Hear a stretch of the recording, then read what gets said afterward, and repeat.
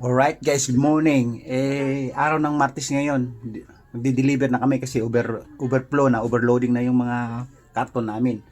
Kaya lang, hindi ako nagising 10:30 na.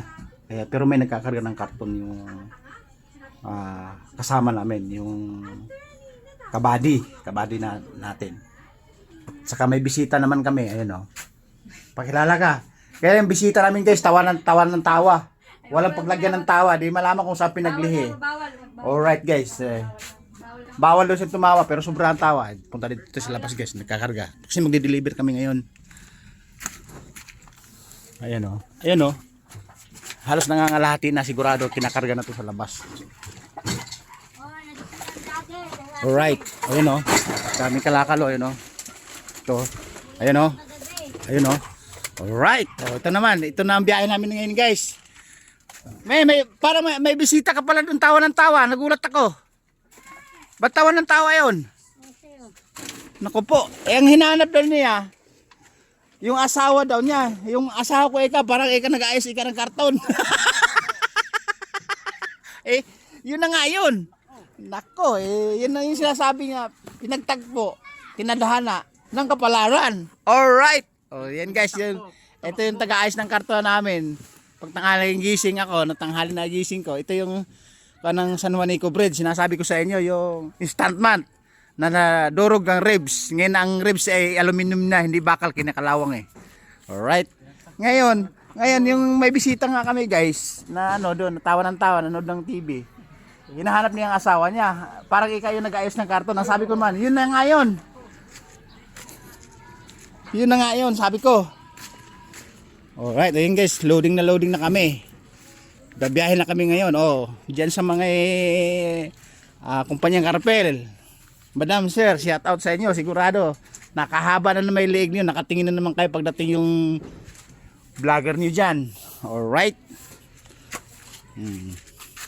Magkakagulo na naman ng bakas.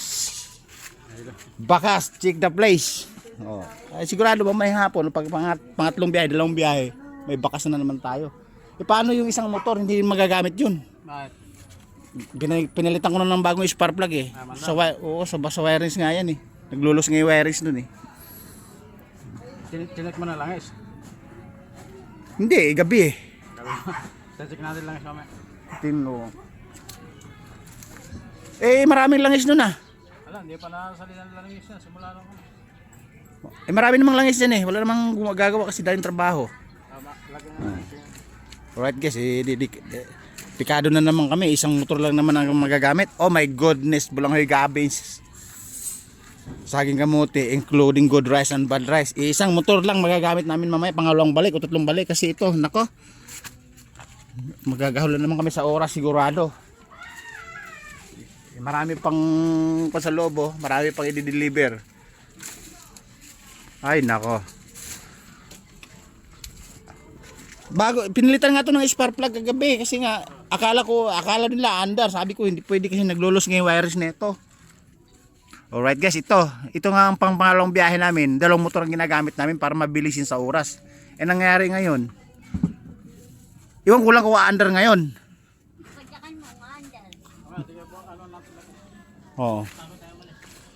Maaga pa naman, alas 10 mahigit pa lang naman eh. Alright guys, ito na naman ang hinihintay ng lahat. Pag biyahe namin, sigurado mag-iwan naman kayo ng bakas. Check the place sa magandang destination. Alright. Kaya lang nagtataka talaga ako, yung bisita na sa taas, ang bisita nyo. Nag-away doon sila ng asawa niya. Andyan siya, kaya nanonood ng TV. Ngayon, tinatanong niya, para yung asawa ko, dyan nag-ayos ng karton. Yun na nga yun, pinagtagpo na nga kayo. Tinadhana na nga kayo ng kapalaran. Kasala na. Pinatakbo. Pinatakbo, ibig sabihin. Pinatakbo. Pinagtagpo ng taghana. Pantay ng kapalaran. Alright. Guys, pupuntahan natin uli yung maya yung Pumantay ang talampakan. yung salita dun sa TV. Hindi malaman kung ano sa pinaglihi yun. Sa parot siguro. Sa parot.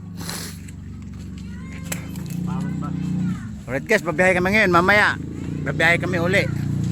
Alright, pasukin natin yung pasukin natin yung magiging asawa mo, interviewin ko. Oo. Alright guys. Oo.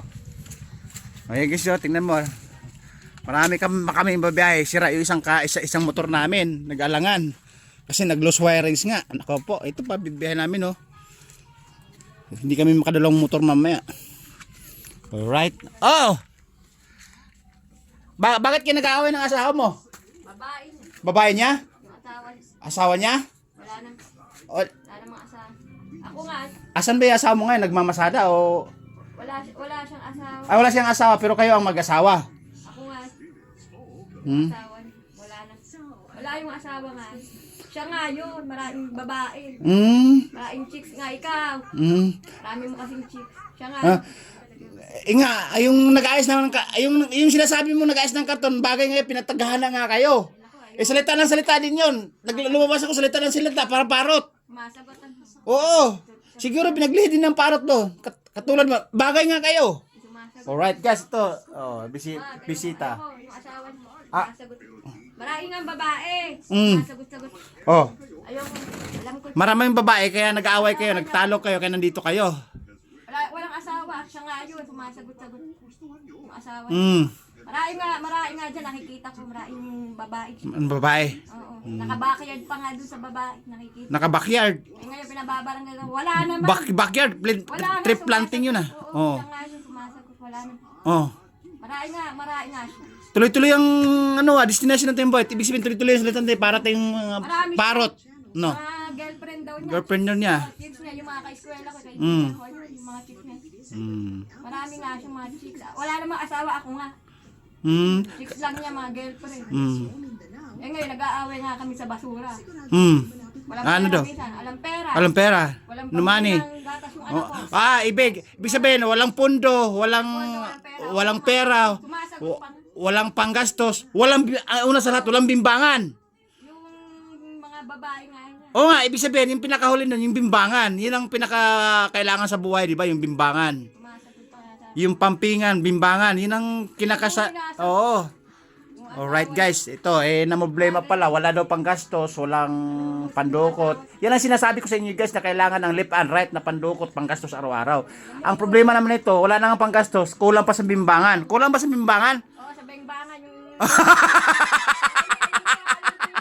mga bengbangan. Yung upuan. Okay, unang sabihin, baka may bimbangan lang, okay na yun kasi nakakwento sa sa whole world. Alright? Alright guys, labas na tayo guys. Baka mabanggit pa yung dapat bimbangan lang baka mabanggit yung masisila na party ng masisila ng tao. Alright? Labas na tayo. Tatanungin na naman natin yung magiging sweetheart niya, magiging darling at na asawa nga daw nito. Magiging asawa o hinahanap na maging asawa. Yan ang taga-ayos ng karton. Alright? Oy! Oy, ang sabi niya, saan ka ba? Saan ka ba yung stuntman? Ang sabi niya pala, ang problema rin, nag-aaway din sa asawa niya, kulang sa gastos, kulang sa dudukutin, kulang sa merienda, kulang sa labing-labing. Ay git daw sa lahat, kulang daw sa bimbangan. Ano masasabi mo? Natatawa nga ako eh. Gusto pa nga masasabihin yung yung IYOT. Wag na ako sabihin, na buhol word ka ako to. Lumabas na ako, kaya ikaw na naman ngayon tatanungin ko. Gusto pa ang babanggitin yung IYOT. O, tapos ganun. Wag na ako, kaya lumabas ako. Ngayon, ikaw naman tatanungin ko, kasi ikaw daw ang magiging asawa niya. Yun na, tinatanong ko nga.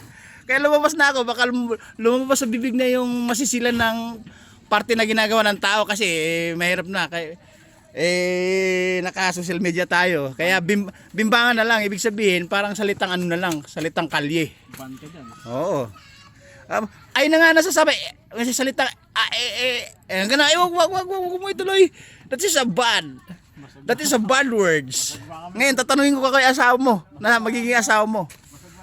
Alright guys, yan na. Woo! Ay hirap naman. Kulang sa gastos, puro salita. Maraming kailangan at ang sabi nga daw, puro bimbangan. Kulang sa bimbangan, puro bimbangan tuloy. Kulang daw sa bimbangan. Kaya nagtatampuhan, nagsagutan sila at medyo nag-aaway ng asawa niya. Maging match naman sila ngayon, alright? Alright guys, abang-abang na lang sa Check the Place sa magandang destinasyon. Alright, at bebiyahe na kami. Babu!